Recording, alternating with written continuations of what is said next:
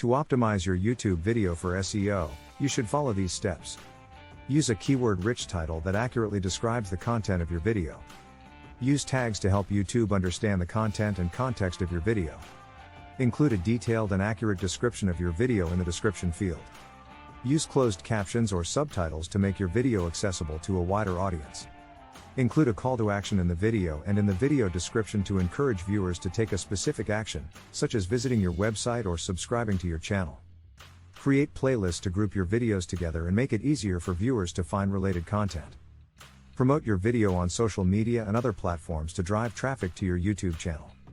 Use YouTube Analytics to track the performance of your videos and make data-driven decisions about how to optimize them for SEO. Optimize your video thumbnail. Use a good quality image that is visually appealing and reflect the content of the video.